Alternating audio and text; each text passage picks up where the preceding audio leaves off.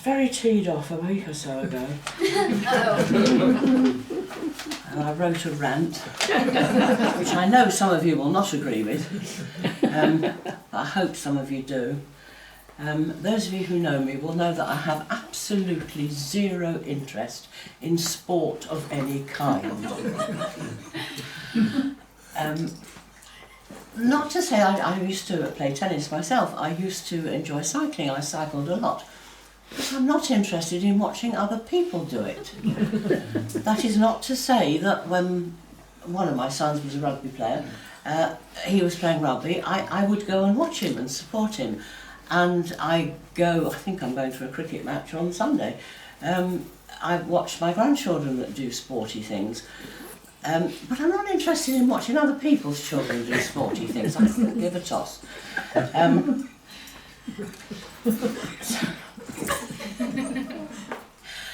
Well, I have interests. I do a lot of cross-stitch and decoupage and embroidery and knitting. That must be BBC Two, wasn't it? There is going to be a programme next year on knitting. Really? Now, I shall almost certainly not watch it because I know what I need to know about knitting, but I can do those things, and I don't expect other people to watch me doing it. So why am I expected to watch them doing the things that they're interested in? Anyway. So this is unsurprisingly It's a warm-up rant, this is. It's a warm-up rant. You haven't got to start. The actual rant. Yeah, the actual rant. Totally agree. I knew there would be some people who would, but I know there are also some people who will not. Right, this is called Too Much Sport. I suggested television gives too much prominence to sport. Oh no, said my son, the football's great.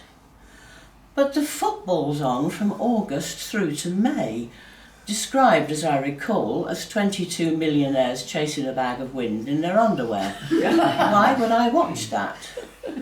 Then just when I thought it was all over came the Euros.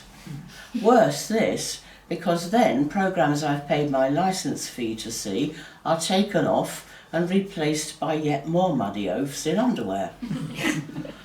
I suggested television gives too much prominence to sport. Oh no, said my friend, Wimbledon's great. Tennis, that strangely binary sport where one man hits a ball and another hits it back, or doesn't, and there you have it, that's all there is. And then again, just when I thought it was all over, came the big one, the Olympics. Where to start with that? Well, there's the opening ceremony. I wonder what that cost. I'm sure the starving children in Ethiopia would be pleased to know, or the bombed and homeless in the Ukraine and Gaza. But Celine Dion's dress was lovely, so that's all right. And fossil fuel and climate change are worrying, but flying thousands all around the world to run and jump is not a problem, it would seem. Apparently, I'm supposed to care that this man of whom I've never heard can, today, jump a fraction higher than some other man in whom I have no interest.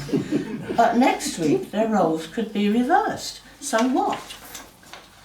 And let's not think too much about the stunted female gymnasts abused by their coaches and leered at by old men. And on the television, instead of what I would like to see, are people throwing sticks or making horses do unnatural things, indulging in activities which might have served some useful purpose 2,000 years ago in ancient Greece, but require in 2024 redundant and non-transferable skills. Personally, I've not yet found a situation in which the ability to pole vault would have been an asset. Has anyone? Not to mention yet more tennis and the ever-present football. Will it ever stop? And now there's to be breakdancing. Really? I wonder if I might hope for synchronised cross-stitch or knitting on a surfboard. They're no less daft. I suggested television gives too much prominence to sport. I was right.